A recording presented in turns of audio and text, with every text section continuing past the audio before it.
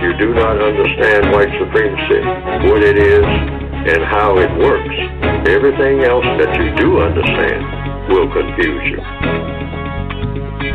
In all of these 9 areas of activity, economics, education, entertainment, labor, law, politics, religion, sex, and war. Anywhere on the planet, minute by minute, day by day, all of the time, all of the time, all of the time. Well, good morning, good afternoon, or good evening, wherever you are. You are now in touch with the CRCS, the Counter Racist Code Show with Mr. Neely Fuller Jr., and I am your co-host, Mr. Bobby. If you would like to get in contact with the show, you may do so by calling 516-453-9921, and we will get you on, and you can speak with Mr. Fuller. You can also Gmail me at the numeral 7, Mr. Bobby, BOBBY, @gmail.com. And if I have the opportunity, I will read them. But just to let you know, I have many, many ahead of you, so it may not necessarily get on this particular program. But your emails will be read, all of them. Okay, but don't write me a novel, please. Don't do that. Don't do that. Okay. We have live from Washington, D.C., Mr. Neely Fuller Jr., and as is our custom, we shall start off by saying, good morning, Mr. Fuller, and how are you? Good morning. I'm still learning. You are still learning. Okay, let's, by the way, callers, if you have a question for Mr. Fuller, press the number 1 button, and we will do that. We will get you on there. As a matter of fact, we have a caller on the line now. Caller, I don't have your name up, but guess what? You are on, so proceed with your question.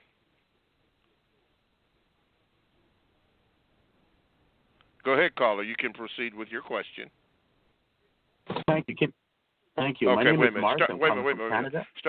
Start over, caller, because we couldn't get that first part. Go ahead. Can you hear me now, sir? Yes, sir. Go ahead. Okay. My name is Mark. I'm calling from Canada. And it's an absolute honor to speak to you and Mr. Fuller. And I'd just like to ask Mr. Fuller 2 questions very briefly, if I could. And, sir, the first one is, Mr. Fuller, do you believe that one of the main issues that we face as black people, especially in North America, is that we think exactly like European, or should I say white people? We have the same value system. And hence, we don't see that we have problems that are unique to us as a people. And secondly, where do you see us if we continue at this rate? Where do you see us as a people in the next 100 years? Thank you. Well, everything will continue the way that it is unless we get another perspective of what we are here for. Unless we take another, what are we here for? When we say we, people, period. What is the best thing for people to be doing? So I came to the conclusion years ago that the best thing for all people to be doing is to be the best that people can be. But if that's going to apply to everybody, you can't get that done. Hello? Yes, sir. Mr. Fuller? Mr. Fuller. Okay, we're having a little difficulty here. I don't know what happened here. Let's see if we can move. Okay, Mr. Fuller, are you on now? All that. Okay, yeah, Mr. Fuller, you got temporarily cut off, so could you start back over again? I don't know what happened, but it's worked out now. Yes.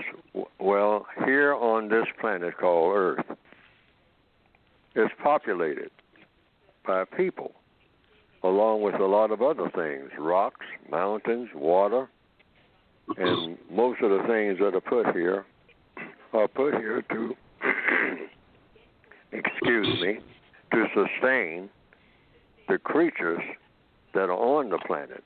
That's everything from birds to rhinoceros to penguins, etc. And then you have people here on this planet. This planet is a great gift from a source that a lot of people say is a creator or creators, whatever your religion might tell you is the origin of things. So it comes right down to everybody just get quiet and say, what am I here for?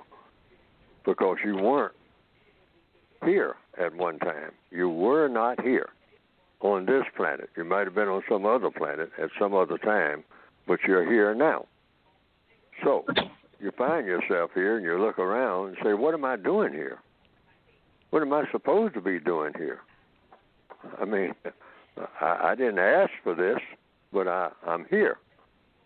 So what is the best thing for me to do while I'm here? That should be the question in everybody's mind. What's my assignment? Whatever it is, if I can find out what it is.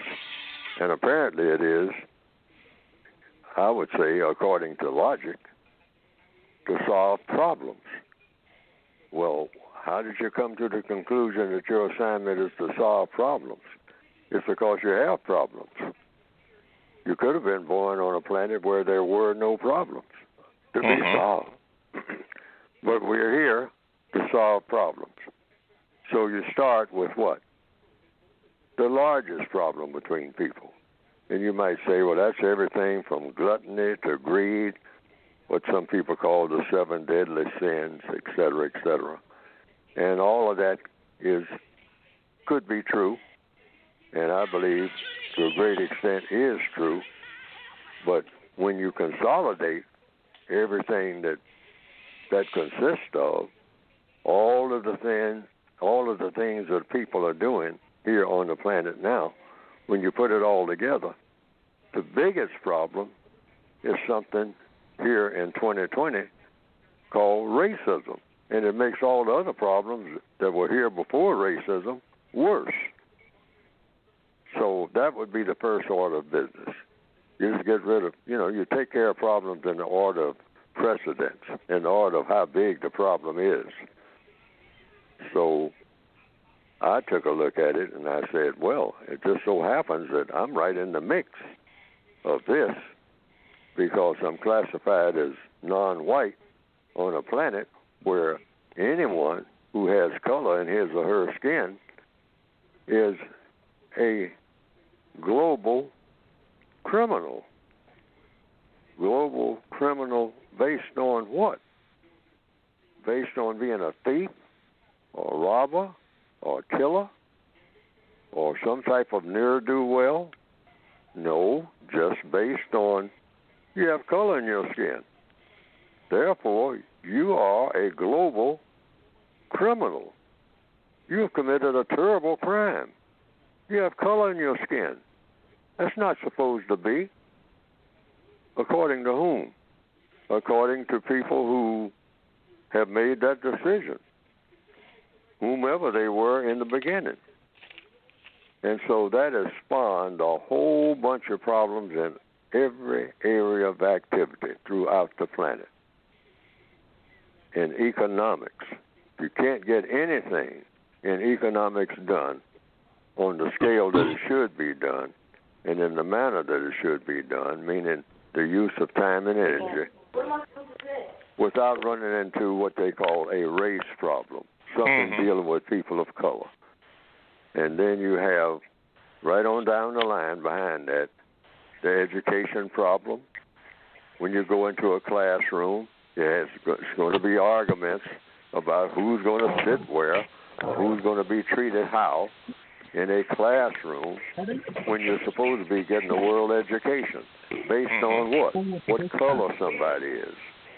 Whether or not you can have these people in the school. They got color in their skin. Okay?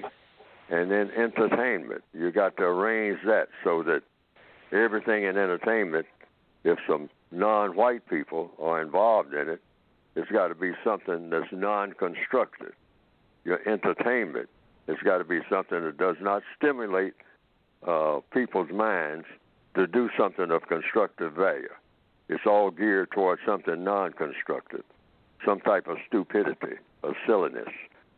And then you have labor, law, politics, which means just interaction between people, all of that. Religion, for sure. All different kinds of religion. Well, I mean, yeah, we all believe in a greater being. We all believe that there is a creator. We all believe in this and that. But when we look around, I mean, that the people who have different beliefs are the same beliefs. Well, yeah, but you got color in your skin. So I can't sit next to you and or get with you and pray to our Creator. I mean, you got color in your skin. Back off. You know, I can't go into the same place of worship with you. I mean, because that leads to other things like, you know, hey, you know, you might want to start talking to me, and then when you start talking to me, you might want to know more about my family. And when you start talking about me and my family in that church setting, next thing you know, you're going to be talking to one of my daughters. And, now, wait a minute, but you got color in your skin. That's going to make a problem down the line. And I'm not going to talk about it to you directly, but I'm going to mumble among the other people, I mean, who are my persuasion about it. And we're going to have to make other arrangements here because I don't want to lead down that road. Okay? So that's religion. And then sex, that's all messed up. Now we got to sexually sabotage all of these people of color all over the world. I mean, there's getting to be too many of them, so let's turn them into something else so they don't think about sex in the traditional manner. Let's throw that out the window, particularly when it comes to them, and have them to say sex can be anything. I mean, that you can marry a tree if you want to. That's sexy. That's real sexy. I mean, so that your seed just goes to seed, you might say. And it's called sexual sabotage in counter-racist science. And then war, well, we'll just fight about your color all over the place, all the time, about everything. Mm-hmm. Okay. Mark, what was your second question? My second question is, where do you... I'd say 100 years. Wait a minute. Could you repeat that again? I'm sorry. Where does Mr. Fuller see us as black people in the next 100 years? Okay. I see us as black people doing the same thing that we're having the same conversation 100 years from now, unless we get a code that covers just what I said in answer to the first question. You have to get rid of racism. Otherwise, I mean, I'm talking about all of it, and replace it with universal man and universal woman. And they would be people who would practice justice all the time. All the time. They would wake up in the morning and go to bed at night thinking about two things: how not to mistreat anyone at any time, under any circumstance. And number two, give everyone the help that he or she needs that will have the most constructive result. And wake up every morning with that in mind forever. That guaranteeing that no person is mistreated anywhere for any reason, not for 5 minutes. No person on the planet. That's the ultimate goal.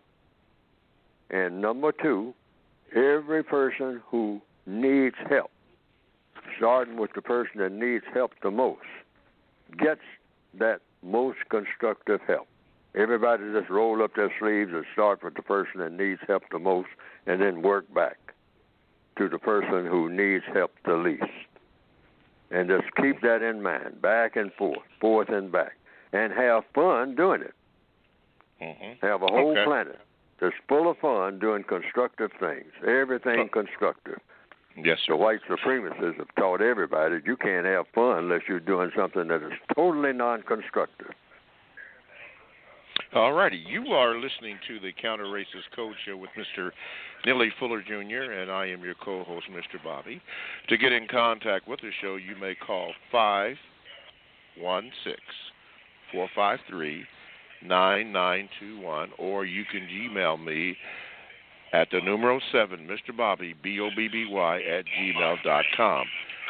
By the way, if you have a question for Mr. Fuller, please press the number 1, and actually you will move up on the list.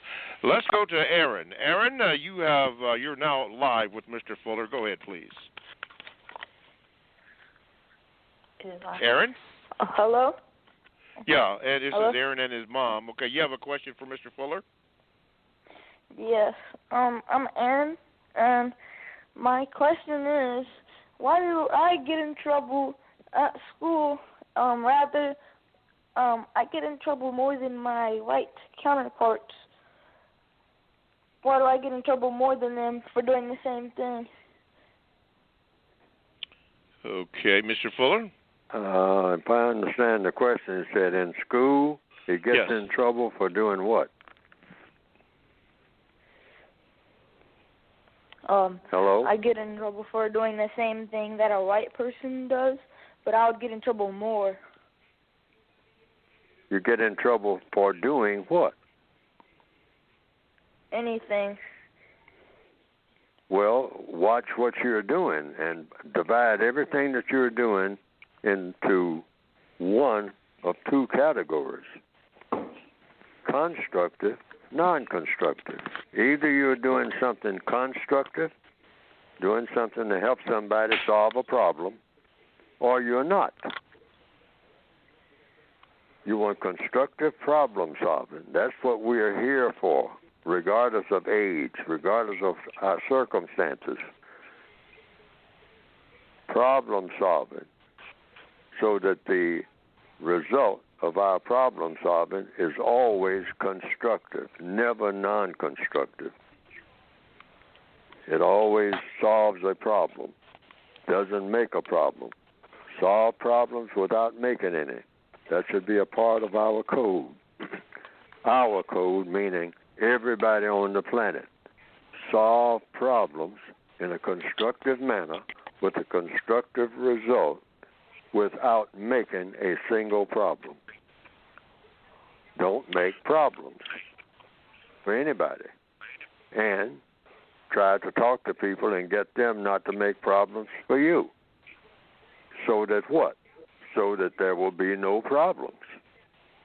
And everybody will be happy and satisfied and enjoy the fruit of the problems that are being solved. Because that's what problem solving is all about, making things better. Doesn't make things worse. Why go around making things worse than they already are? They're terrible enough. Absolutely terrible. I mean, horrible, really.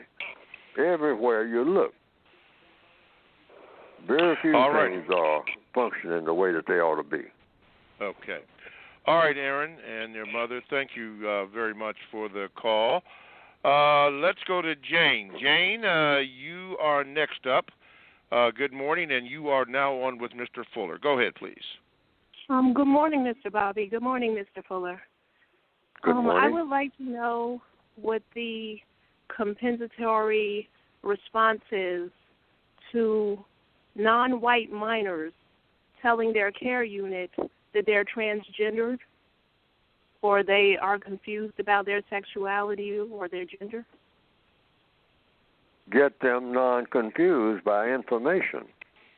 See, people don't know. I mean, you start getting these sexual feelings and whatnot, so you just look around, what do I do with them? They're explosive. Sex is extremely powerful.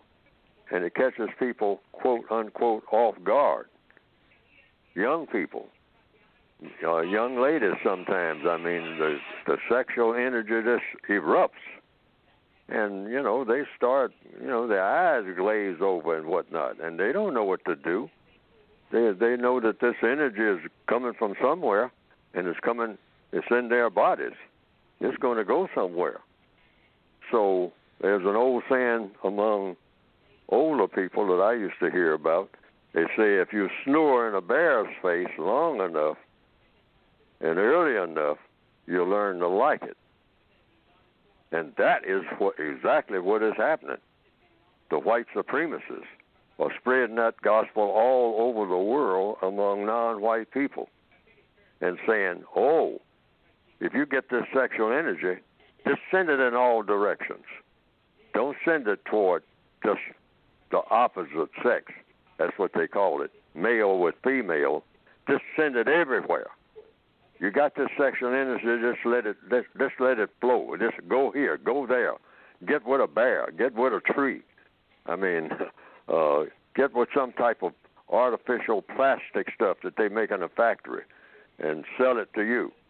And they'll tell the females that buy a plastic phallus. I mean, that's sex, wonderful sex. Everything is sex. I mean, have sex with, the first person you come with, see coming down the street. I mean, just spread it all over the place so that you can't even recognize it.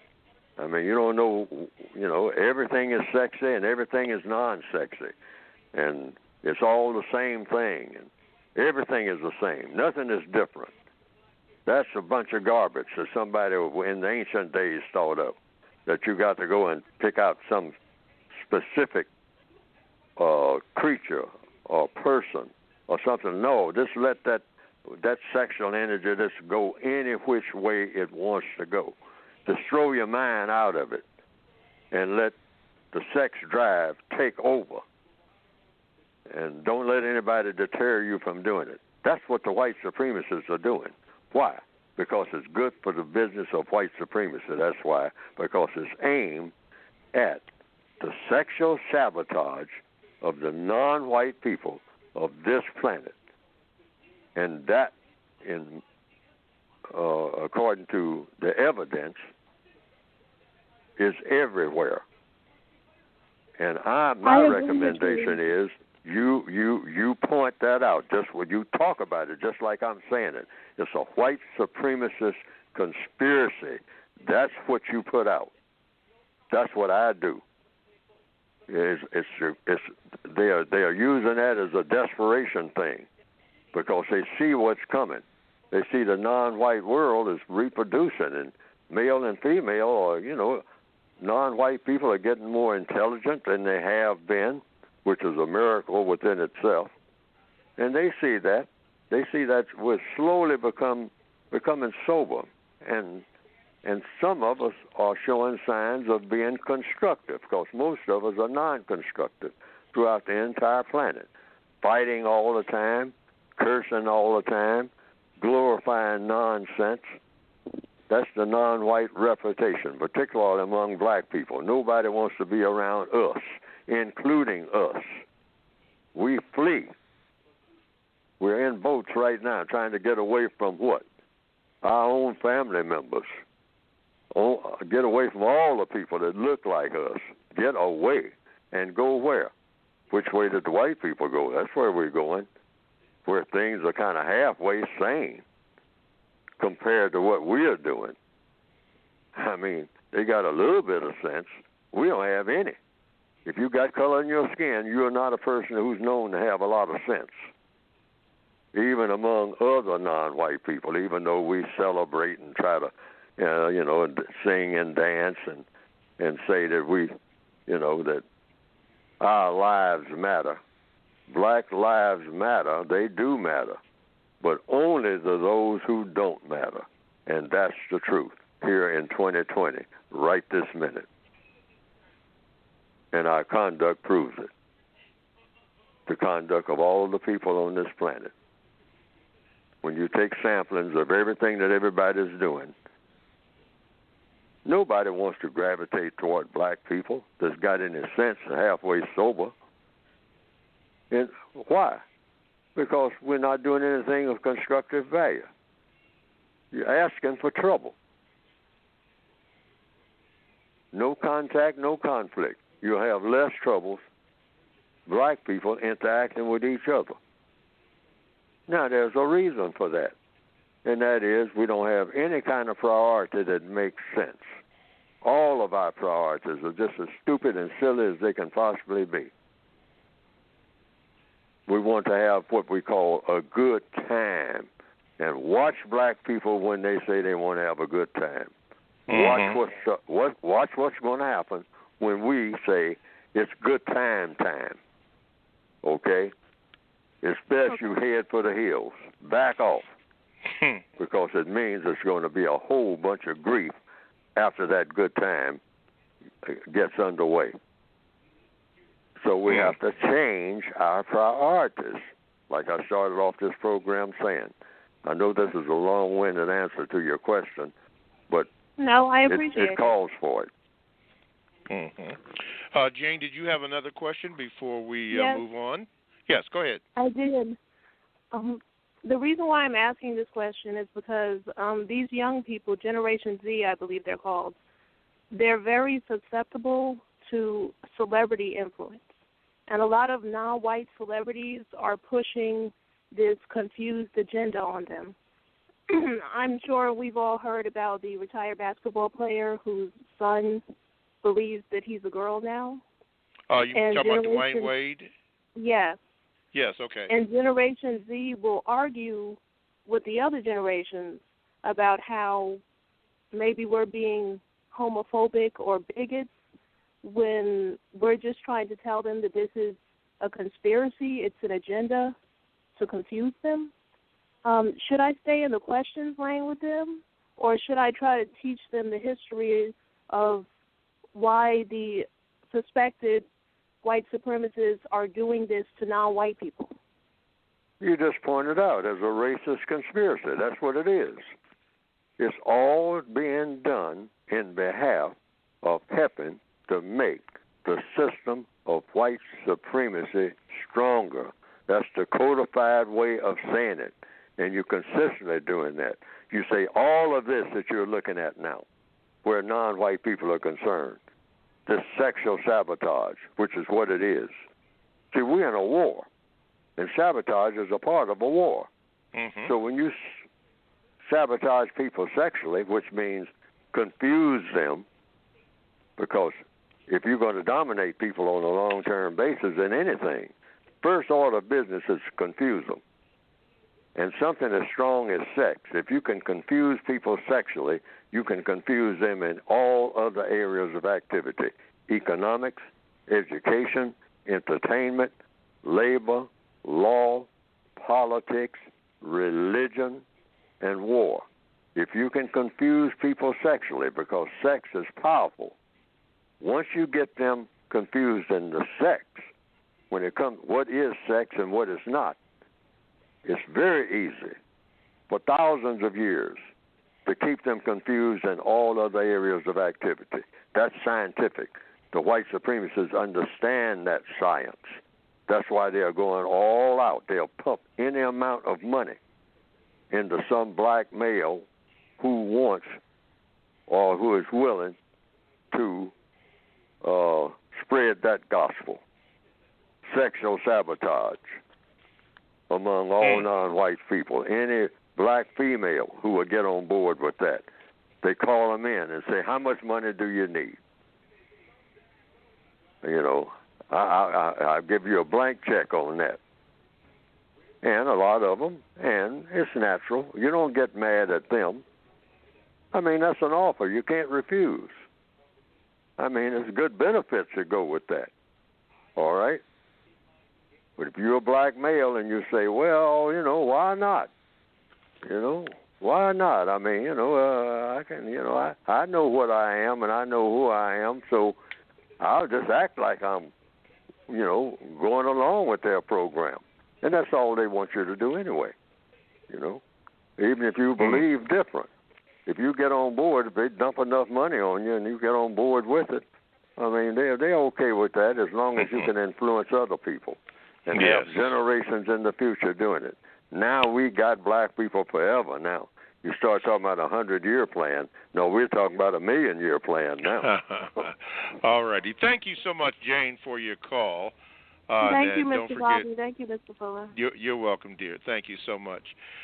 Coming up next, is the coronavirus, or whatever it is, part of a sabotage program for the weapon of war, to make the white supremacy stronger? We'll have Mr. Fuller address that and more coming up next. You are listening to the Counter-Racist Code Show, also referred to as CRCS, with Mr. Neely Fuller Jr. and me, your co-host, Mr. Bobby. And if you would like to get in contact with the show, you can do so by calling 516-453-9921. And if you would like to Gmail me, you can at the numero 7, Mr. Bobby, BOBBY, @gmail.com. I do have several of them on deck if we could get to those, but we like to get to the callers first and do that. And speaking about calling, when you do call in, make sure that you hit the number 1 button for a question for Mr. Fuller, and my technician people are telling me you'll go right to the top. So don't forget that. That number again is 516-453-9921.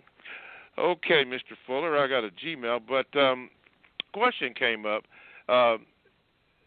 In your opinion, is the so-called coronavirus part of a sabotage program, warfare program, to make the racism, white supremacy stronger? I don't know. Diseases are all over the place and always have been. But to the extent that the white supremacists have anything to do with it, the answer is to make the system of white supremacy stronger. See, what the white supremacists do is look at the entire world. They study every grain of sand at the bottom of the ocean. And they'll say, well, this grain of sand is here. Now, I'm going to use it. And they'll use it, probably to figure out how to build a better building or something like that. But they'll always, see, the white supremacist mind is always thinking about the color of people's skin. Always. So after they build a building with that grain of sand or millions of grains of sand and find out that that's the best type of sand to use if you're going to put up a building, they'll find that out first. Then they will, as soon as they get that building built, they'll say, now, or while they're building the building, they always have in mind, well, now, we got these dark people here on the planet with us, these people with color in their skin. Now, I'm putting up this building, but putting up buildings don't mean anything to me. What means something to me is what those people of color, how I'm going to fit them into this. How is it something I'm going to allow them to come into this building or not allow them to come into the building? How can I do harm to these people of color? With this building. That's how they think. They're thinking about that all the time. They're not happy enough unless they're doing that. Their happiness comes from that. When you say the pursuit of happiness, that's the foundation for their happiness. Mistreating people of color. You've got to get that into your mind. That's their whole reason for being. If they can't do that, what's the point in being on the planet? What's the point in going to other planets? They already show indications of what they're going to do on other planets. Alrighty. And that is what? Fight people who have color in their skin, purple people, green people, anybody who's not white. Okay. I have some information on that, on the,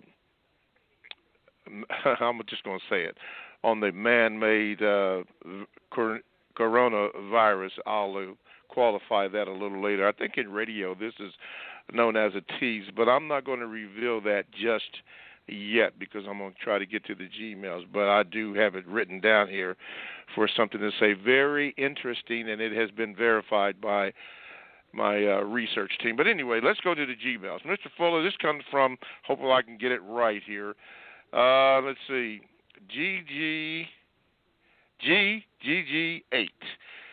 She has 7 questions, but I told her that I would ask them over a period of time. But I'm going to do 2 questions here.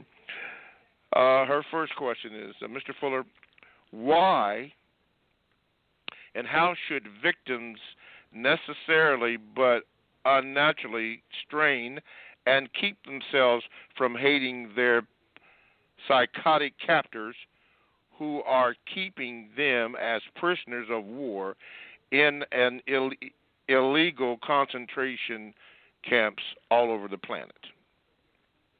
Well, I didn't get the core of that question. Why? Okay, I'm going to read it just as it was written. Just why? as it's written. Why and how should victims necessarily but unnaturally strain and keep themselves from hating their psychotic captors who are keeping them as prisoners of war in illegal concentration camps all over the world? Oh, you just don't let your emotions. I mean, what is the hate worth? So you hate them, and so what do you do as a result of the hate? See, it comes down to people have made a decision to do things. So you can hate them, or you can just correct whatever the problem is that they are creating, that they're producing.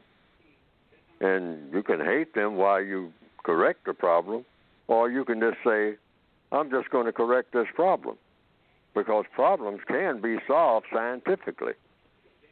Problems exist to be solved. Like I started off this program saying, the creatures on this planet were put here to solve problems. What problems? Whatever problems right there in front of you. That's logical. There's no other logical reason for people to have problems on this planet other than the creator of people also put people in a position where they had to solve problems. The problem of getting food. We have to have food. So people have to dig into the ground and get food because that's where the food is. Okay? And the rain falls and nourishes the food. We have to find all this out. You can't have the food without water. Okay? So we are constantly getting ourselves educated about how to solve a problem. So the problem in interacting with people here in 2020 is the same problem that's been around since the beginning of a system called the system of white supremacy. So in answer to the question, you can sit around and just be boiling with hate, or you can say, what's the scientific? Because everything is science.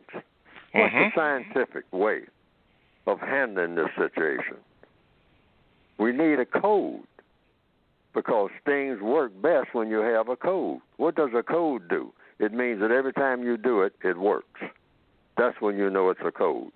The white supremacists have a white code, meaning we have a scientific way of mistreating people who have color in their skin, and it's very successful.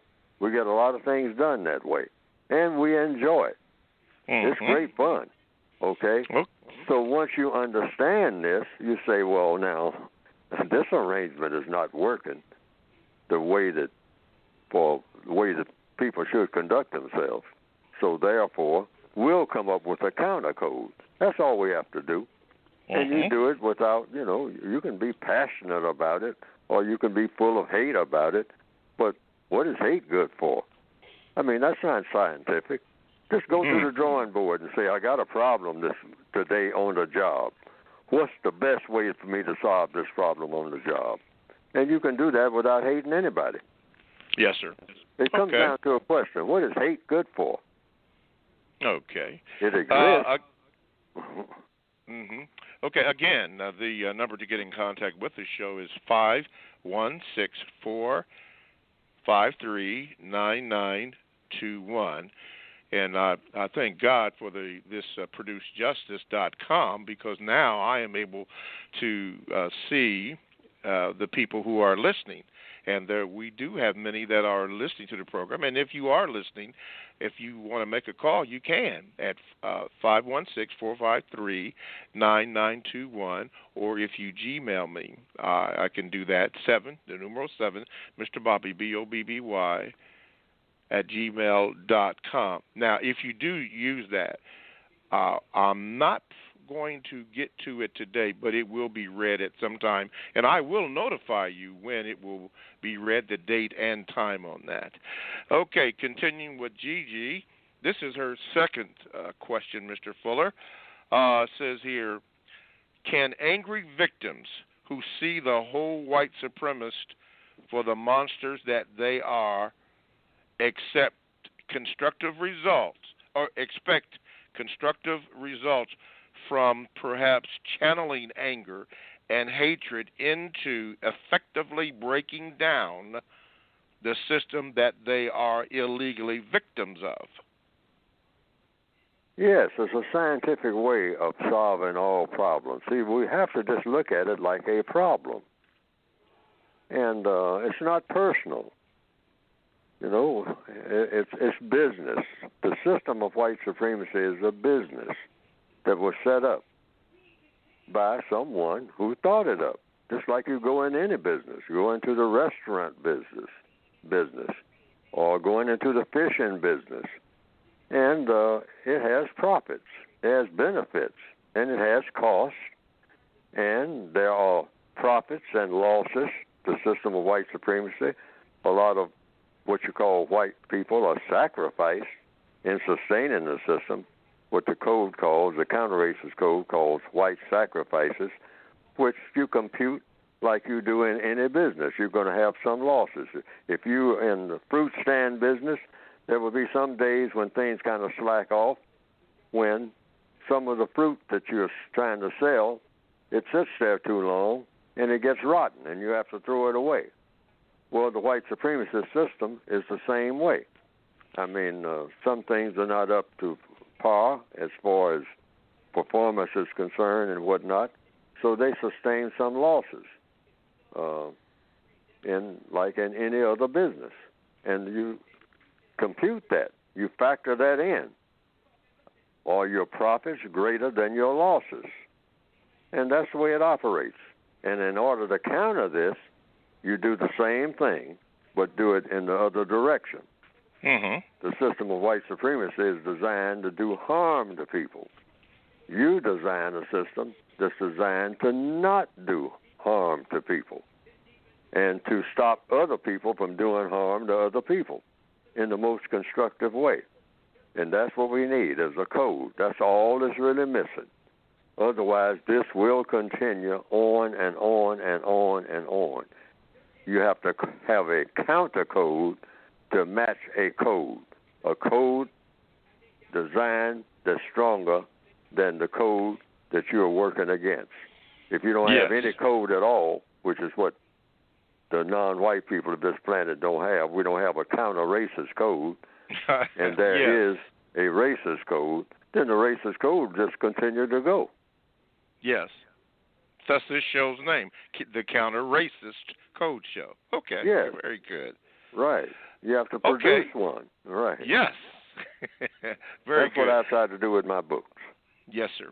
Okay, let's do this here. I have Mr. Wiley's email or Gmail up, but what I'm going to do right now, Mr. Fuller, is I'm going to have you speak about your book, and then I'm going to read, if we don't have a caller, Mr. Wiley's Gmail. So, Mr. Fuller, at this particular time, we need to speak about your publication. Go ahead, please, sir.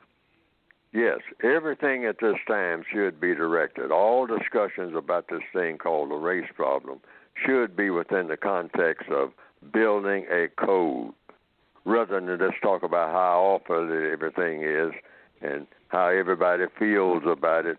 and who's getting punished today more than somebody who got punished yesterday, and, well, whether or not this person did this and this person did that. We need to work full time on having a code that's counter-racist in effect in every move that we make, each and every day, wherever we are, on the job or wherever. Say no more of this nonsense about what color somebody is or what anybody is, period. It's not going to be any mistreatment of people, period. Not going to be any more of that, starting right this minute, okay, if not before, if that's possible. And that's what a code is about. You go in. And so I've written a book trying to give some indication of how a code is built, because we've never even thought of having one, I don't think. There's no indication that we've thought of having one, because I don't know of anyone who's been working on one. So I started working on one myself when I started writing the book. That came out of looking for a book that someone had written. Because I said, everybody's talking about the race problem, but where's the book that tells you exactly what to do from minute to minute, each and every day as an individual person? I want that book. Is anybody with all these millions of writers out here, or at least thousands, talking about the race problem, talking about the race problem, talking about the race problem, doing all kind of historical research on the race problem? Does anybody anywhere please have a book or 2 or 3 pages of a guideline, just a guideline of what to do each and every day about anything? With this race problem that's been around forever, is anybody thinking on that level other than just going on hour after hour about how terrible everything is? And, who should have pride and who shouldn't? I mean, let's have another parade and let's have another demonstration. And that's as far as we go, demonstrations and slogans. Does anybody have a book that tells the individual person, what do you do when somebody says this to you? What do you do when somebody does this to you? What's supposed to be your reaction, and your reaction is right on the money. It works every time. Is anybody trying to write anything about that? Anywhere. And I found that nobody was doing it that I knew of, so I started doing it in 1957. And that's what is built up to now. That's my contribution, you might say, quote, unquote. And I don't like that word. I don't like that thing about contributions to solving the race problem. I want a book that solves the race problem. And if Neely Fuller leaves here without solving the race problem, he didn't accomplish what he set out to do. Because that's what everybody should be doing now. Hey, I ain't writing nothing unless it's within mind that I am writing is going to solve the race problem. What I'm writing. I ain't writing no more contributions. We got contributions about millions of books out here about my contribution to talking about the race problem. No more of that. I'm going to come up with a formula, a scientific formula for solving it. Everybody should be thinking that way right now, white and non-white, who are interested in producing justice. What is the name of this book, and how can we get it? Yeah, go to the website, Produce Justice, and the book that I have written is there. ProduceJustice.com. And the book that I have written, The Compensatory Counter-Racist Code, is there. And that is, I try to say everything that I can that will help an individual to solve this problem. That's what it's all about. If it doesn't do the job, it's not doing the job it's written for. Yes, sir. Your individual problem, wherever you happen to be on the planet, is supposed to be a guideline. And it deals with racism. We can you get can get it by going to ProduceJustice.com. Okay. There you have it. Get it by going to ProduceJustice.com. As a matter of fact, all the information is on there. I think there's a Counter-Racist Codified Word Guide, the book. And you do have a publication from 1984. Is it still up? Yes, it's still up. It's still up. It's temporarily out of stock, but it will be up shortly. Okay. For those who want it. But the revised expanded edition, the 2016 edition, that's the last edition. It's there.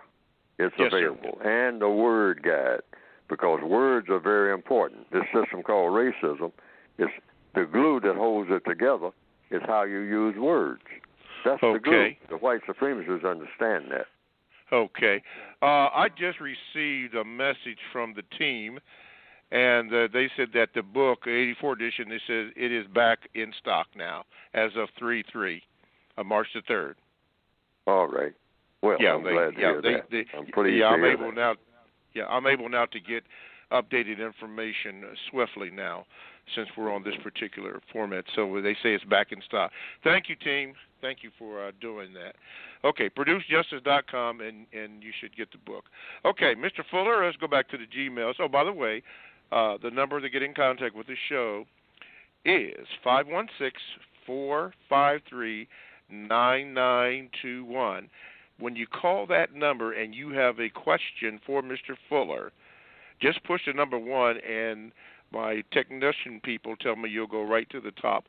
And if Mr. Fuller is not speaking, then I will. You'll go right to the top, and he can get to your question. So make sure you do that, or you can Gmail me at the numero 7, Mr. Bobby BOBBY @gmail.com. Love this format, just beautiful. Let's see here. I tell you what we're going to do here. I was getting ready to read the Wiley email, but I don't have this person's name up. But caller, I'll tell you what. I'm going to put you right at the top and go ahead with your question for Mr. Fuller. All right, caller? Yeah, Richard. Okay, thank you. Richard, you're on with Mr. Fuller. Go ahead, please. Good morning, Mr. Fuller. It's a pleasure and an honor to be speaking to you. My question is this. Do you feel that immigrants have become the new wave of bigots? And I realize that I'm in the healthcare industry, and there's a lot of immigrants. And I feel that when they get here, they assimilate directly into white culture, which I also believe is, racism, white supremacy, and they benefit from it. But I feel that they are becoming more outspoken with their bigotry than the traditional white. Sure. Prisoners of war have a tendency, or like any prisoners, to fight each other. Okay. So that goes with the territory. Okay, that's to be expected. You're in a system of white supremacy. The system of white supremacy poisons people's minds. It does that. It does that deliberately. It's all very scientific. So yeah, because I noticed when there's an issue at work, they don't back me up, or they'll side with the non-wealthy white, and I can have facts to prove it and logic to prove it, but I'm totally ignored, and it's as if the non-wealthy white parades the immigrant bigot, and I just wanted to make sure through you, get your opinion on that. Well, if I understand what you're saying, and I think I do, that's to be expected. See, that's what I mean by understanding the power of white supremacy. That word supreme means just that. Everybody caters to whatever is supreme. Oh, so that's normal. That's normal. That's not abnormal. That is normal. Okay. That shouldn't baffle you. That's what I mean by understanding. Yes, sir. Go ahead. Right. So they're just doing what they're programmed to do. Well, so I should automatically expect them to be against me. Look at it like this. You said that they were what? Immigrants? Right. Right. Okay. That means that they came from someplace else to the place where you are. Is that correct? Correct. And they came there where they are, which is where you are, for a reason. What was the reason? Let's look at it scientifically now. Assimilate into white culture or find a better wait a minute. so-called life? No, but let's use simple words. By assimilate, what do you mean? They came there looking for something. Were they looking to assimilate? Assimilate in order to do what? To gain a so-called better life or a better life for their children. Hold it right there. Now we're getting some. This is what I mean by codified language. They came there, here, or there, wherever, to assimilate. They left one place to go to another place. Yeah, so you look at it this way. Why do people leave one place to go to another place? Start with that. Why do any people, anywhere, why did the chicken cross the road? Okay? Right. Well, I'd have to use your 4 questions, like why do I want to do that? Why do people? But the question is, I'm trying to get everybody to think logically, because everything is about logic. Why does any person anywhere go from one place, even as just one side of a room, to another side of that same room? Why does that person do that? For comfort or to gain something? That's the answer. Looking for comfort. Okay. Now, that person left wherever that person was because of what? Discomfort. Correct? Right. Correct. Logically speaking. They were less comfortable where they were than the place where they're going, where they'll be what? More comfortable. Is that correct? Okay. I would say that's correct. See, everything is about walking through every detail of everything. Then you get understanding. You don't get frustrated. When you understand what's going on, understanding erases frustration. Okay? And how do you do that? By going step by step of why people do what they do. Okay. Now, so that person comes to where you are. Now, what's the first thing that person notices? Does that person notice that you are the most powerful person? No, he notices that he or she notices that the non-wealthy whites at my job will have the most power. They notice that white people have the most power where you are. Is that correct? Right. Yes, that's correct. So naturally, so let's stop and think now. If this was you coming there, you came looking for the most powerful person. If it was you doing it, you always want to speak to the most powerful person. You pass by all the people who have less power than you already have, or you find out where they got their power, if they have any, and you say, I want to go to the source of the power. That's normal. Folks, I want you to understand, that's normal. The white supremacists understand this. This is not baffling. So black people shouldn't get angry at some person coming where he or she is and been there for years and say, I don't want to talk to you. I want to talk to the most powerful person here. Are you the most powerful person? I have one more question. Yes, sir, go ahead. I've been using your technique of, when I'm in conversation with a non-black and, just saying, oh, that's interesting. Or I'll reply with, I haven't put much thought into that. But when I do that, they seem to get more frustrated. Like they know I'm playing them off and they try to dig deeper to get me to, I feel they're getting me to give up an answer that they can use against me. And what I do is I've been isolating myself. I've basically become going to value clothing, the laundry tab, separate white and only mix with light colors. But when I've been doing this, sometimes I'm getting, kind of, I don't want to say ostracized, but it seems like they dig deeper into it when I don't give them the answer they feel they deserve. Excuse me, Richard. Wait a minute. Can you hold it right there because we have to pause just for a second to do the new hour. So can you just hold it just for a second while we reboot? Okay. Yeah. Thank you so much, Richard. Yeah, no problem. Okay. You've come to the end of the first hour of the Counter Racist Code Show with Mr. Neely Fuller Jr. and me, your co-host, Mr. Bobby. Stay tuned for the second hour as we have Richard on the phone, which will commence right now. Alrighty. Welcome to the second hour of the Counter Racist Code Show with Mr. Neely Fuller Jr. and me as your co-host, Mr. Bobby. To get in contact with the show, you may call 516-453-9921. Again, that number is 516-453-9921. You can also Gmail me at the numero 7, Mr. Bobby, BOBBY, at gmail.com. And if all that might seem a little confusing to you, do this.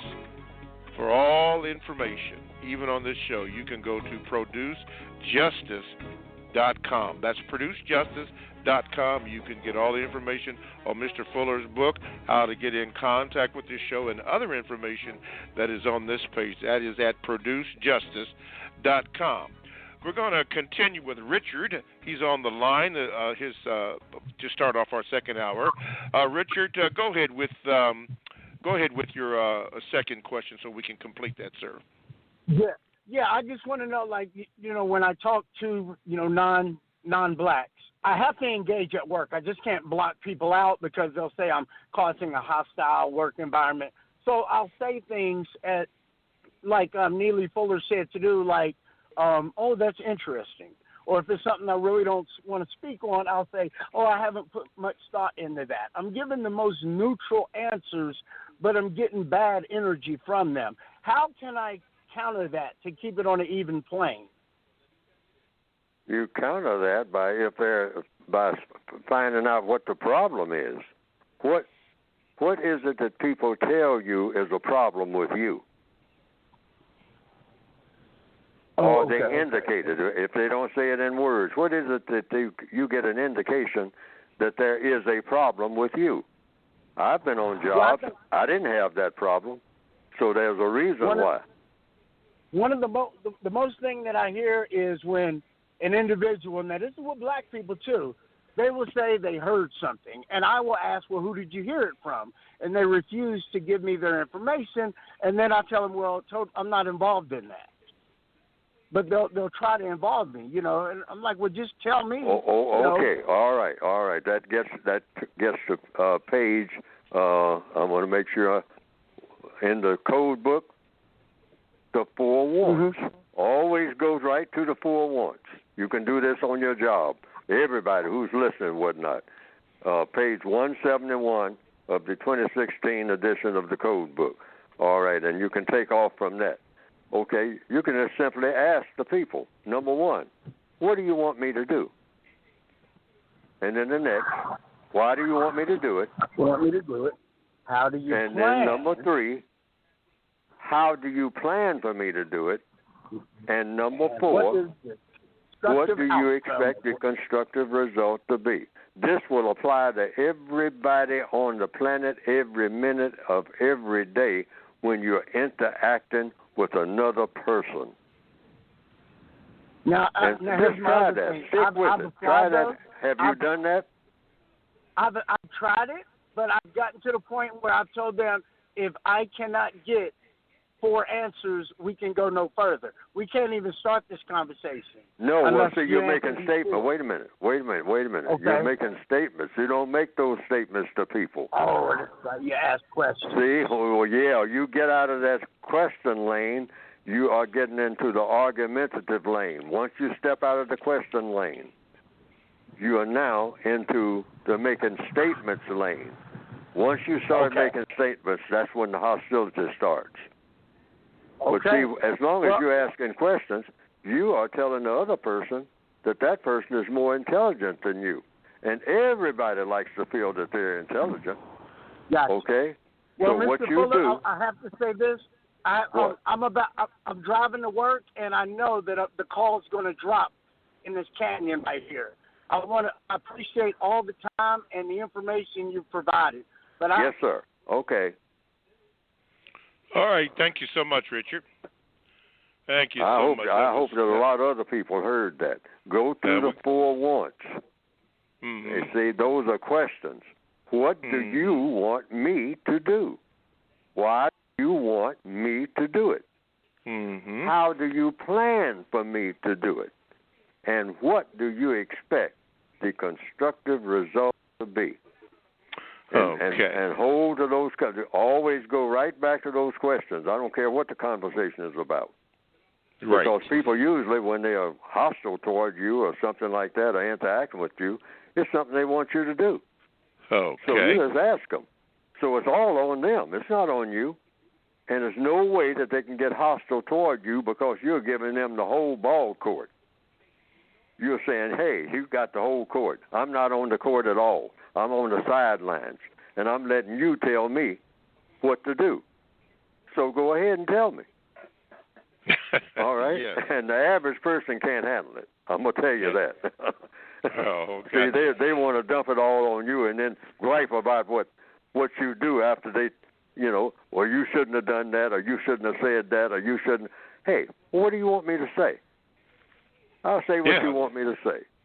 If you can show me where it's going to produce a constructive result. Now, the average person doesn't want to tell you that what they're telling you to do is not going to be constructive, because now they're indicting themselves. Yes, they are. That's the yin and the yang of codification. Okay. That's white people, non-white people, anybody. Alrighty. You are listening to the Counter Racist Code Show with Mr. Neely Fuller Jr. and the co-host, me, Mr. Bobby, stumbling over here. To get in contact with the show, you may call 516-453-9921. Now, when you call that number, make sure that you hit the number 1 button, and I'm told you will go right to the top. And we can get to your question right away. In other words, you get priority when you do that. If Mr. Fuller is not answering a question, you'll go right there, or you'll be next in line. So we have somebody on the line, but I don't know the name. They put just listening here. But caller, if you can hear me, you will be right there and go first in line. Now, do you have a question there? 'Cause it looks like you've been holding for a few moments. Do you have a question, caller? Okay, until I get a name, I'm going to assume that you're just listening right now. Okay, let's go to the Gmails. And here we go, Mr. Fuller. This comes from Mr. Wiley, J. Wiley. He says this. My question for Mr. Fuller is, what is his definition of a man is? My definition of a man comes from what I've learned from the Bible. Therein it says, when I was a child, I spake as a child. I understood as a child. I thought as a child. But when I became a man, I put away childish things. Now, I have done this in my life, and I see evidence of many other non-white males, specifically black males, past and present, who have also done this. So I would consider them to be men under that definition. I have heard Mr. Fuller say on several different occasions that black males are not men, but rather boys. This sparked my curiosity. I have also heard him say that there is only one man in the system of white supremacy, and he is white. But mistreating people for fun, for glory, and for material gain seems like very childish behavior, not manly behavior. So, Mr. Fuller, what is your definition of what a man is? And I do thank you for your great work, which I have greatly benefited from. Man man is a manager. And the white supremacists, and I concluded, are the most powerful managers on the planet. Those white people who believe in white supremacy are the greatest managers in recorded history. I don't know about unrecorded history, according to the evidence. I'm not going according to how I want it to be. I'm going according to how the logic and the observations and the evidence has proven so far to me. They are the most powerful managers, which means man and woman, the womb of man, white woman, who believe in white supremacy and who practice it, are the greatest and most powerful managers in recorded history. I see no evidence to the contrary. So that's the answer to that question.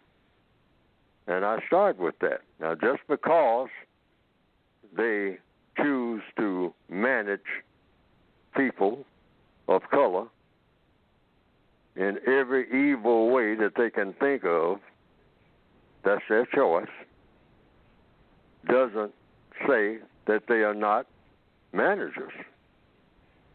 I call it just like it is, not the way I want it to be.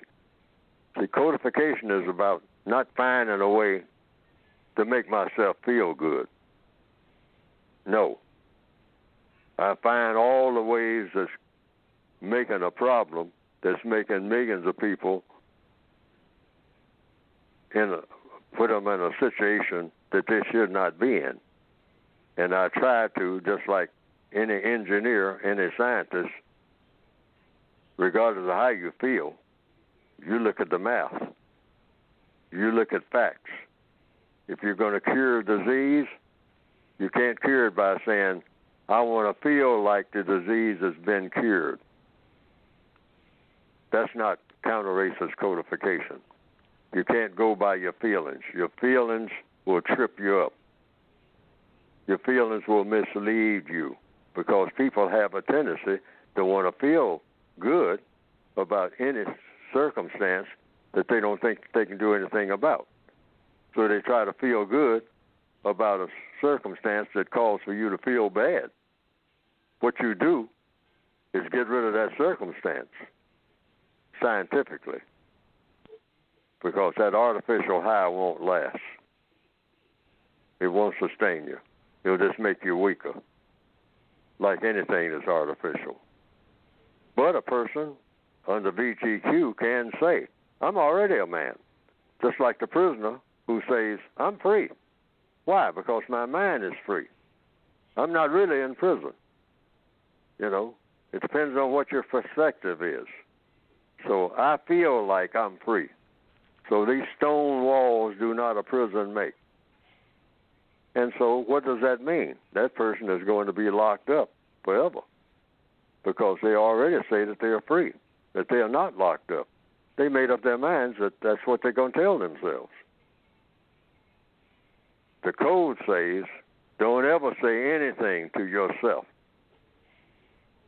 that at a gut level or at the analytical level, better spoke, you know is not true. You may be forced to lie to other people, but don't ever lie to yourself. Mm-hmm. When you do that, you're getting weaker and weaker and weaker under the guise of saying you're already strong. That's all right. The code analogy. Okay. All righty. 516-453-9921 is the number that you would call to get in contact with the show and ask Mr. Fuller your questions. I've had several people that want to know where Mr. Fuller is, and I've tried to address it, but I'm going to address it again publicly. You can now hear Mr. Fuller at Produce Justice Mr. Fuller and myself, Mr. Bobby, as co-hosts, are on every Tuesday, or most Tuesdays, from 9 a.m. until 11 a.m. Eastern Time.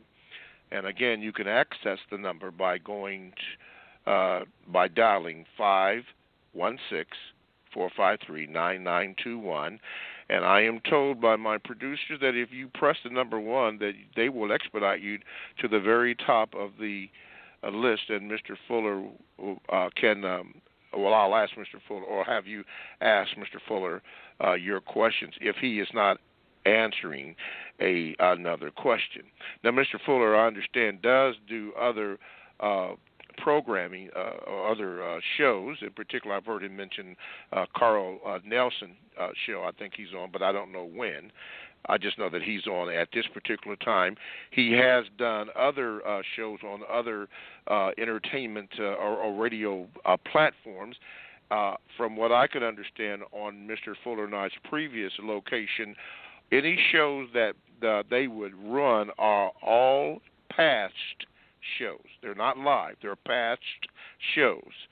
And I understand that they indicated that they would be running them on an irregular basis because there is another program that is in that particular slot. But right now, you need to do this. Go to producejustice.com, and you can hear all of the shows that we are now doing. As a matter of fact, all the information on the books, publication, where the books are going out all over the world, it is updated. It is marvelous. You can do that. And I'm being monitored, but in a good way, by some beautiful technicians. You might hear me say something about them. Maybe their nicknames as I am. They're trying to make the show much, much better. And all indications to me is that it really is. So anyway, T-Step for your husband, because Mr. Fuller, I understand her name is T-Step, and she said her husband really likes the show and listens to the show, but they were having difficulty in finding it. But I did respond to that, and he really, really likes that. So that's good. Okay, let's go back to the Gmails. This comes from Black Speak, and I guess he's speaking about a black president, but this is what he says. Many black people ascribe traits of black people to white. Examples are white people who dance and sing like black people, Blue-Eyed Soul, and recently black people claiming that Bill Clinton and Donald Trump were the first black presidents. Mr. Fuller, what does the code say about black people ascribing the traits of black people on white people? Well, all people, I guess, copy each other. That's just the nature of the universe. And people, when they interact with each other, they pick up little things from each other, and that's all that means. But the bottom line is anybody being mistreated? And the second thing, everybody who needs help, are they getting the constructive help that they need? And the rest of it is just styles or whatever you want to call it. But that's the only thing that really counts.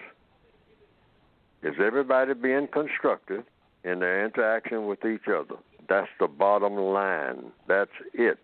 That's the whole show. That's not part of it. Constructive activity, problem solving.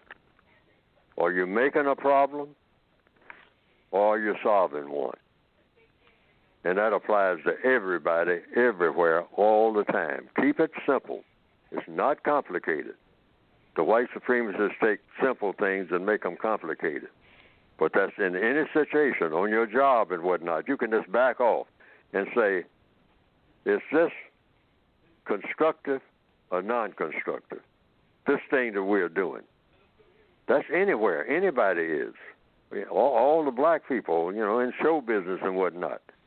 I mean, right there in the studio, just say, wait a minute, shut everything off. Shut down the music, shut down everything. Wait a minute. Is this constructive or is it not constructive? Let's get that straight before we do anything else. Go 1 second forward on doing anything in this room, period. What we're doing, is it constructive? Is it going to produce a constructive result or a non-constructive result? Yes or no. I don't care if you're working in a factory or you're a musician or you're writing a poem or you're teaching in a classroom or wherever you are on the planet. Everything is either going to be constructive or non-constructive. It's going to be either solving a problem or making one. Solving a problem, which means producing a constructive result, or making a problem that's going to produce a non-constructive result. That's every creature on the planet right now is engaged in one or the other. It's not but two. See what I mean? Keep it simple. It's not but two ways to go. I mean, it's not no 2 or 3 dozen of this and that and the other. It's either going to be constructive or non-constructive. If you're sitting somewhere eating a plate of food right now, that food is going to have a constructive effect on your body and mind or a non-constructive effect on your body and mind. Right this minute, wherever you happen to be. Ask yourself that. You don't have to ask anybody else. Okay. Because it'll come to you. The answer will come to you by the result of what you're doing.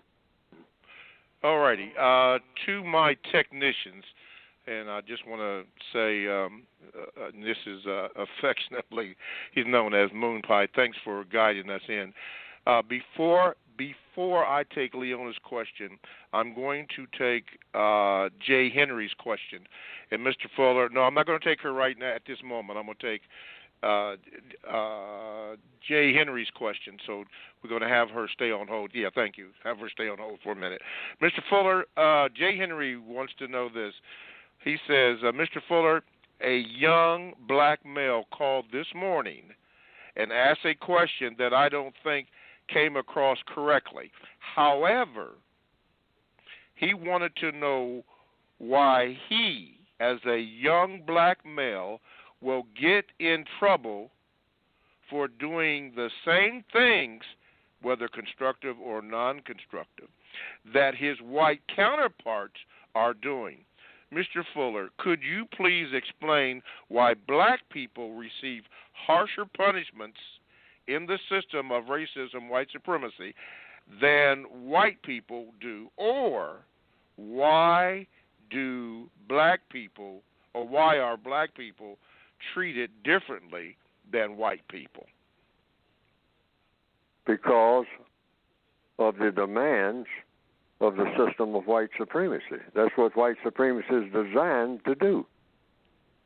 White supremacy is designed to do two things where non-white people are concerned, and that is to dominate. That's number one. If you're a white person, you're supposed to be dominant in the company of a non-white person, and you're supposed to be treated. Otherwise, why get rid of the system of white supremacy? I would have no problem with a white person telling me everything to do forever, so that I wouldn't have to do any thinking much of all myself. Just telling me what to do, and it got done if the result was always constructive. Okay? Because that's what I would get from a black person who's teaching me. I'm looking for constructive results. So it doesn't matter. But now if the person is doing me harm, there's a serious problem there. If the person is just walking around every day trying to figure out how they're going to harm me and coming up with newer and better ways of doing that harm, and that's what the white supremacists do. So if a person is a white supremacist, and you can assume that many white people are, they are going to do you harm. And you should expect that in answer to the question. You should expect that in a system of white supremacy, and you are a person of color, you should expect to be harmed by somebody who's white, directly and indirectly, in all 9 areas of activity: economics, education, entertainment, labor, law, politics, religion, sex, and war. If you are a person on this planet called Earth, anywhere, and you have color in your skin, you should expect to be harmed in one or more or all of those areas of activity whenever you encounter a person who is white, and that white person believes in the system of white supremacy, and many millions and millions and millions of white people do. All righty. Thank you, Mr. Fuller, for addressing that. I am going to go to Leona. Let's cue up Leona. Leona, they're gonna slide you over so we can get you on. Yeah, there you go. Leona, good morning, and you are on with Mr. Fuller.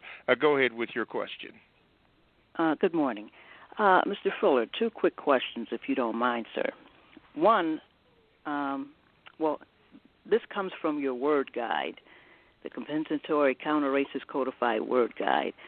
The word fear, you have it defined as follows, and I quote, use this word to apply to the absence of knowledge and or understanding of how to compensate for the lack of knowledge and or understanding. End of quote. I wanted to ask you if you could elaborate on that a little more, if you don't mind. That's the first question. Should I ask the second one now or wait? No, we never move to the second until we take care of the first. Yeah. That's code. Yes, sir. Okay. So, in answer to the first question, fear is what? Fear comes from not knowing what to do. If you know what to do, you don't fear whatever circumstance you're in, if you know what to do about it. Fear is gone the minute you know what to do. To do what? Solve a problem. That's all fear is, having a problem and you don't know how to solve it. I mean, that problem just keeps getting bigger, and you are becoming more and more afraid because you have a problem that you don't know what to do about it. And that is fear. That's all fear is. Okay. Now, how do you get rid of fear? By knowing how to solve problems, that's how. And how do you learn how to solve problems? The best route for solving a problem is to ask questions of people who already have the answer to that problem that is causing your fear. Now, if you can't find anybody who is willing to answer the question or knows how to answer the question, it means you have to go to the drawing board and figure it out yourself by, first of all, studying the thing that you fear. I began to have less and less fear, I still have it, of the system of white supremacy by doing what? Learning more and more about what it is and how it works. And the more I learn about what it is and how it works, the less fear I have of white people who practice white supremacy. I'm nowhere near where I ought to be yet. but that is the procedure. How do you get rid of fear? Knowledge and understanding. Knowledge and understanding of what? Of what you are fearing. The more you know about how a lion thinks, the better you are at becoming a lion trainer. Okay. And you've Mr. seen Fuller, that happen. Yes. Mr. Fuller, could you hold it right there? I want you to finish answering that question, right. But I have to take a station break. Leona, hang on, and I'll have him ask your second question. Okay. Required to the station break. You are now listening to the Counter Racist Code Show with Mr. Neely Fuller Jr., and I am the co-host, Mr. Bobby. Now, to get in contact with the show, you can call 516-453-9921, or you can Gmail me at the numero 7, Mr. Bobby, BOBBY, @gmail.com. And for additional information, you can go to producejustice.com. That's producejustice.com. Not only can you hear the program on our new site, but all the information about Mr. Fuller's book, his publications, where the book is going, and all other information can be accessed when you go to that site, and that is producejustice.com. But call in right now. We have one on the line, Leona, and we're going to get to her.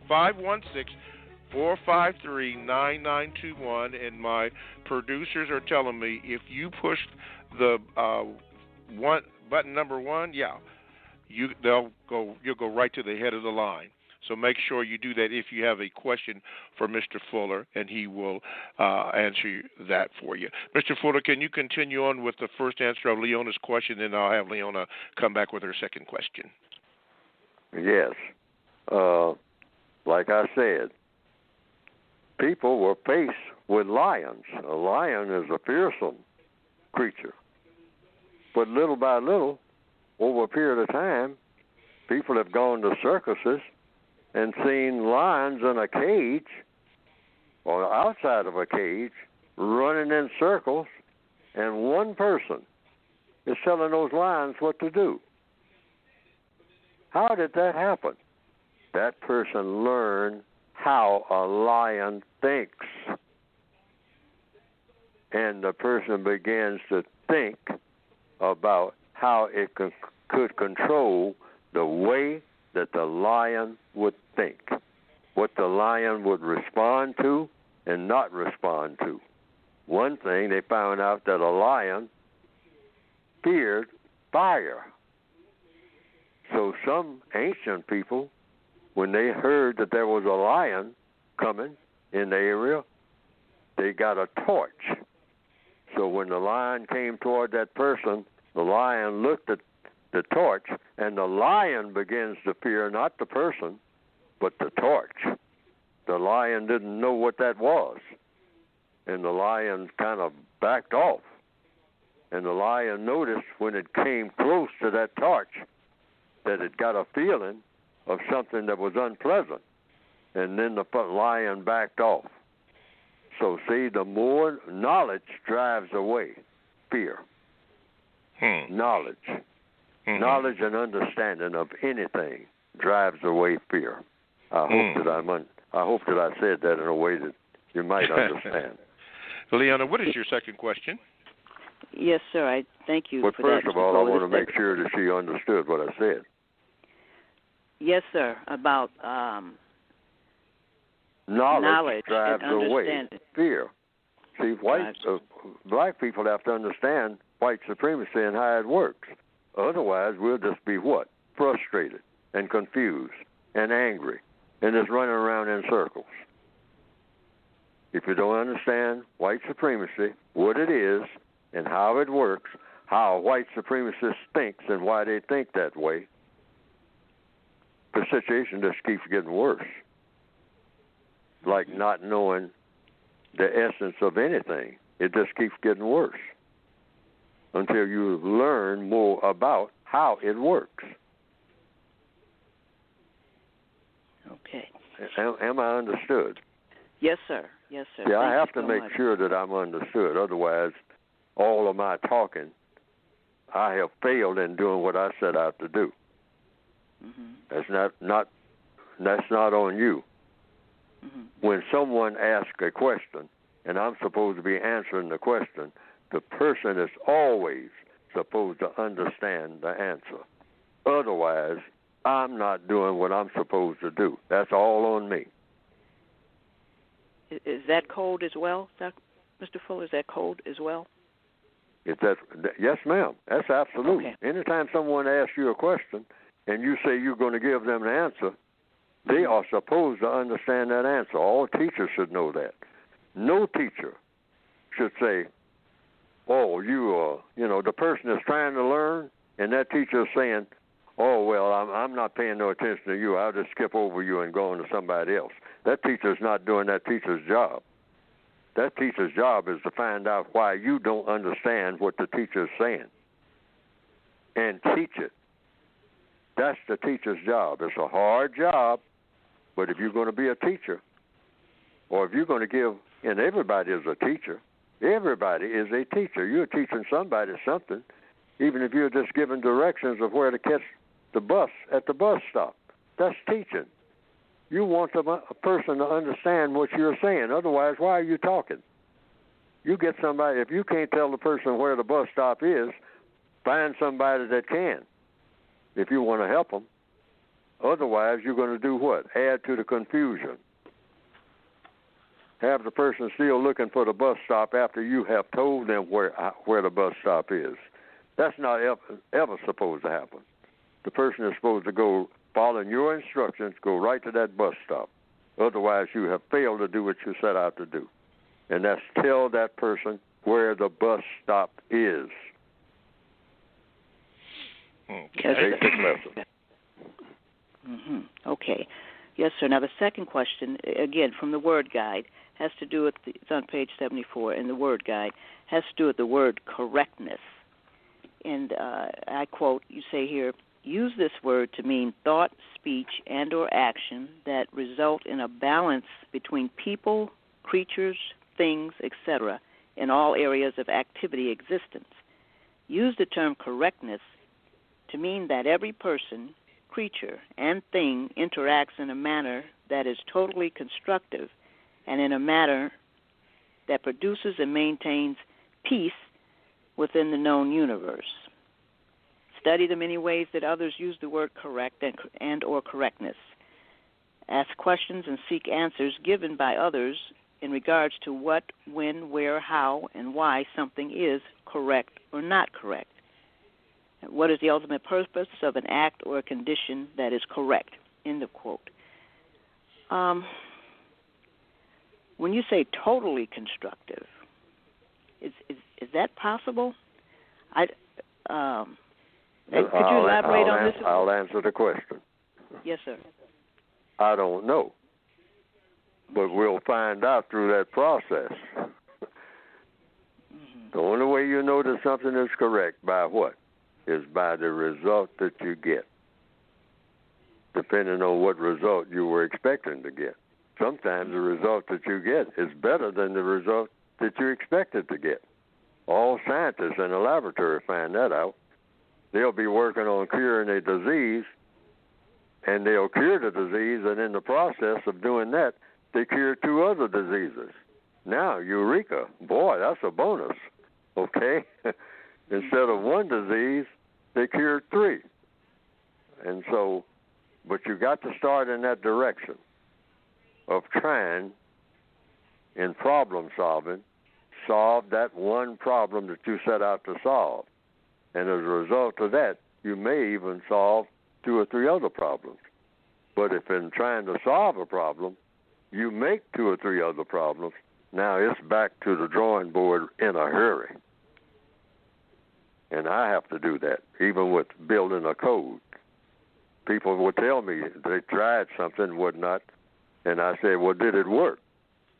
And then they immediately, sometimes they say, well, part of it worked, but the other part didn't work. Or I don't know whether it really worked or not, because I got a question about whether it worked, because, I say, well, if you got a question, that means there's a problem. Anytime there's a question, there is a problem. What is the problem? Answering that question. See, it's not supposed to be no such thing as an unanswered question.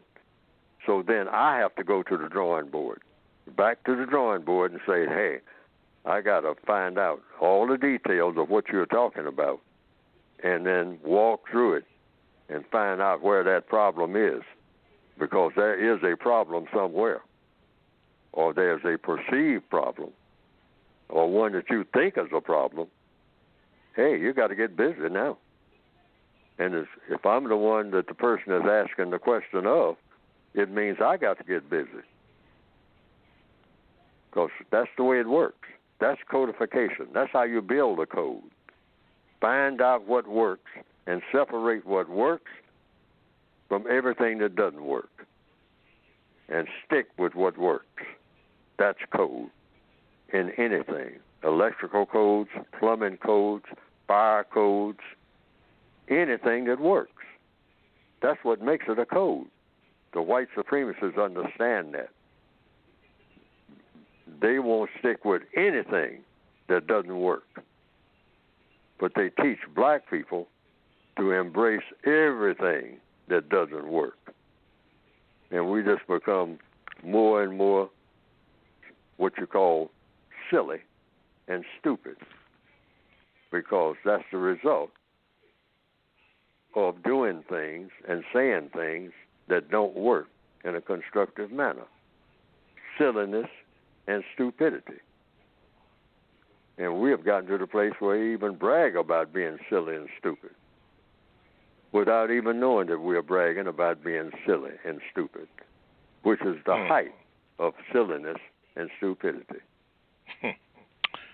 All righty. Leona, did you have any more? Well, I don't want to take up a whole bunch of time, but I was wondering about balance between creatures, though. What creatures? Oh, a balance between. We got to figure out how to get balance between creatures, because we are not in balance between people and creatures.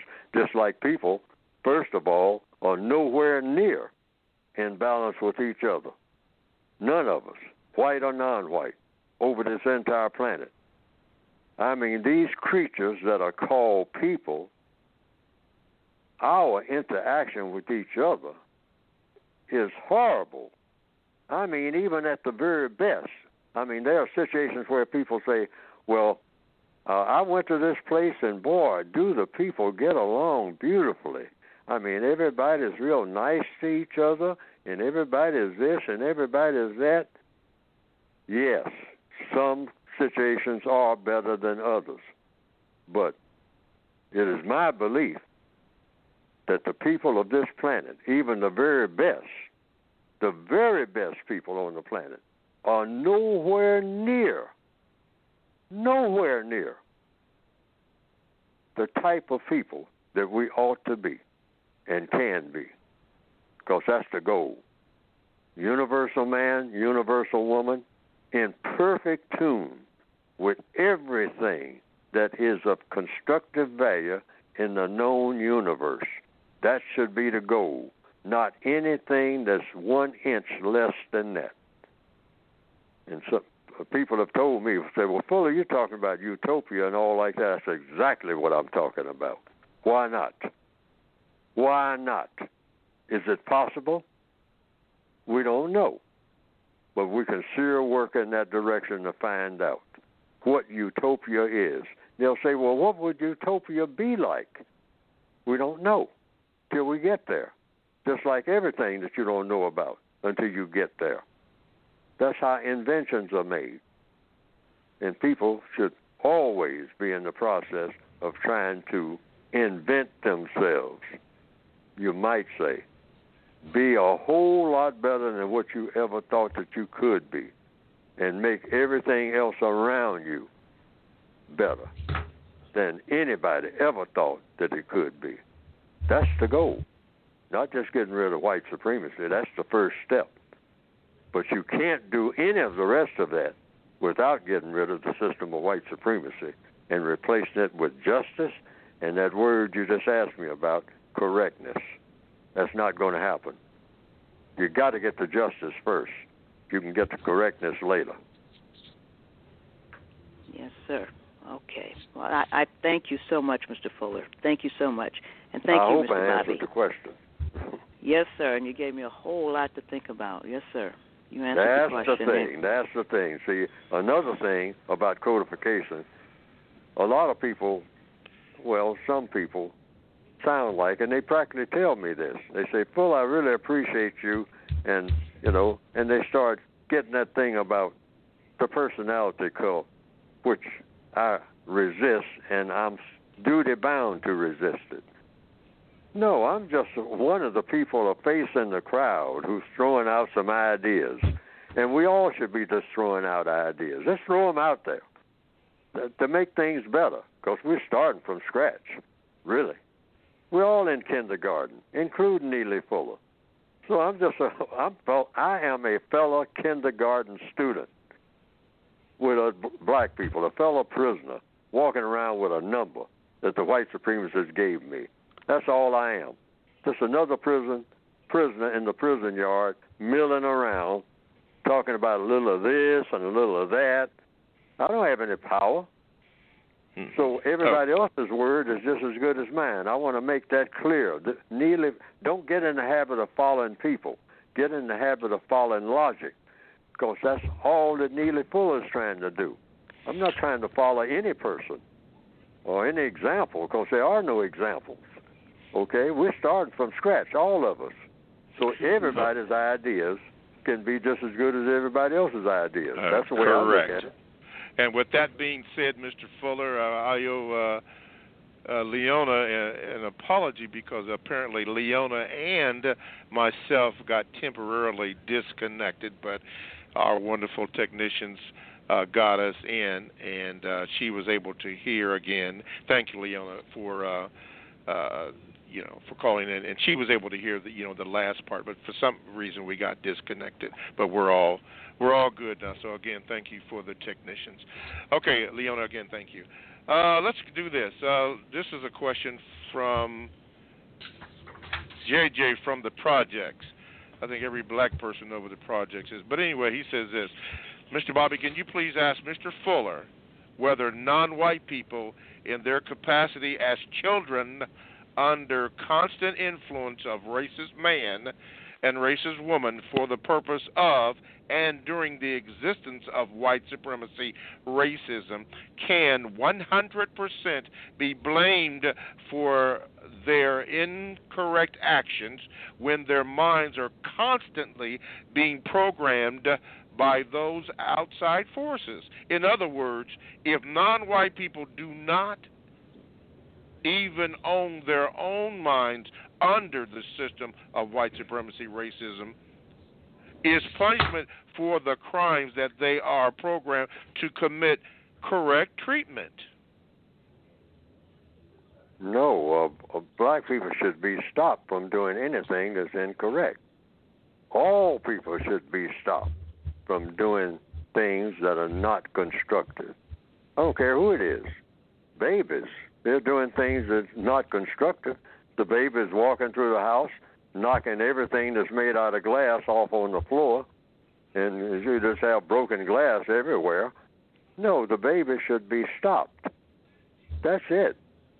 That's a physical thing. It has to be stopped. Anybody.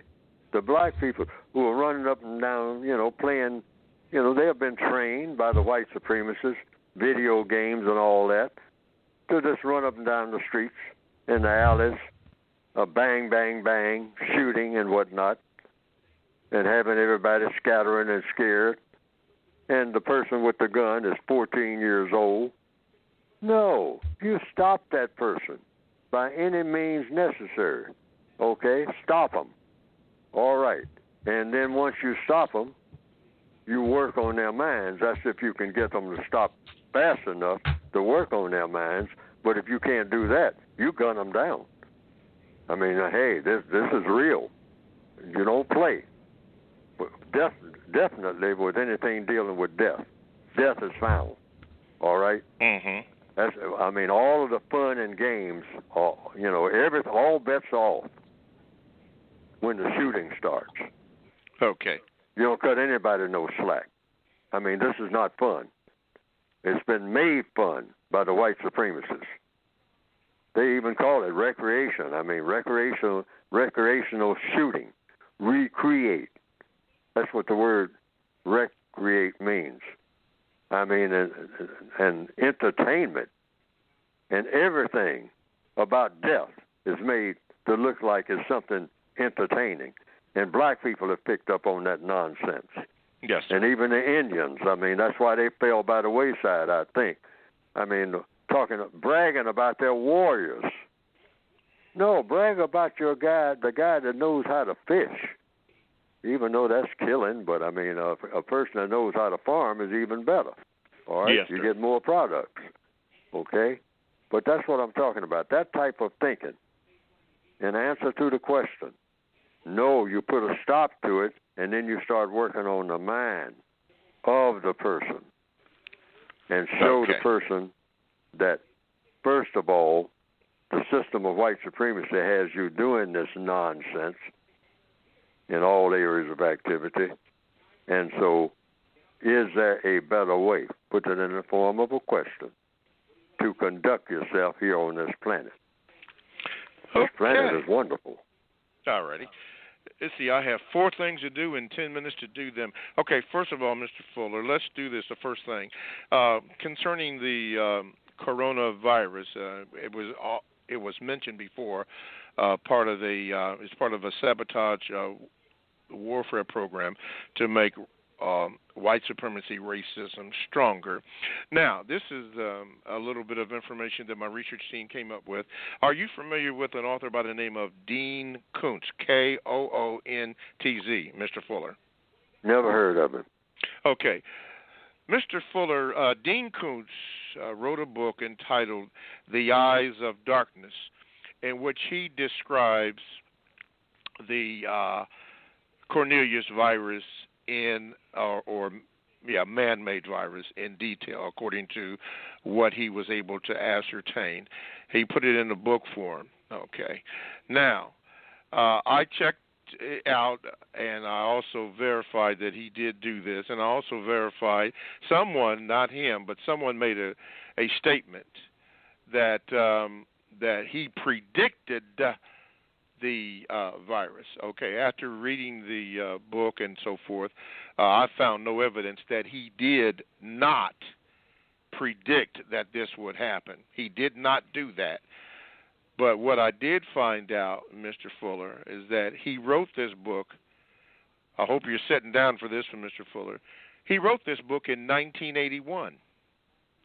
38 years ago, he wrote it. And if you would read it, you will find out that whoever produced this in the laboratories in China are following exactly what he said what was going to happen in the book. Not that he predicted it, but this is what happened in what he wrote. And 38 years later, somebody, and according to compensatory logic behind all that kind of stuff like that, all the white supremacists are following what he said.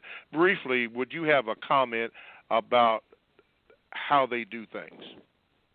Well, the white supremacists study everything. Like I always say, they study every grain of sand at the bottom of the ocean individually, if they have the time to do it. Somebody somewhere will just take one grain of sand that's different from the other grains and study it, simply because it's there.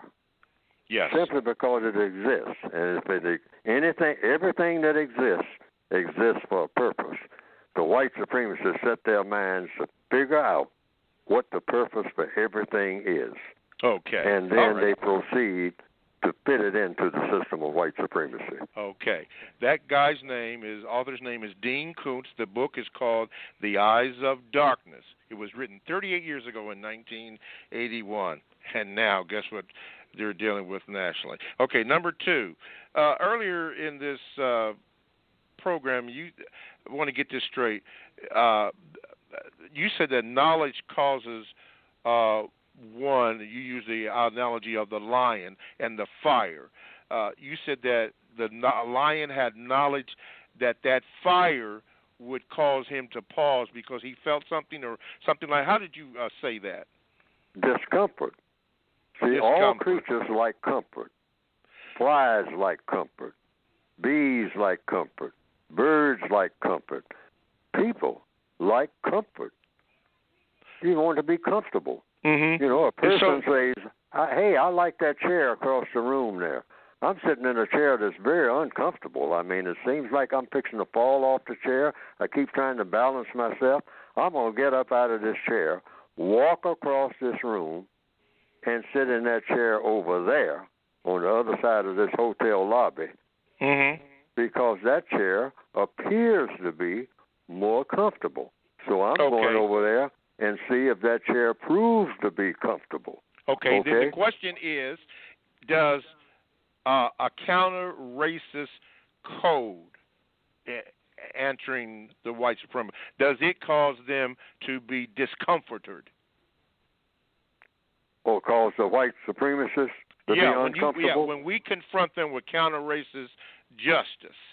Absolutely. If I'm in the business of being a racist, I am going to be very uncomfortable and hostile to anything that's going to go against what I am comfortable with, and that is a system of racism, if I'm a racist.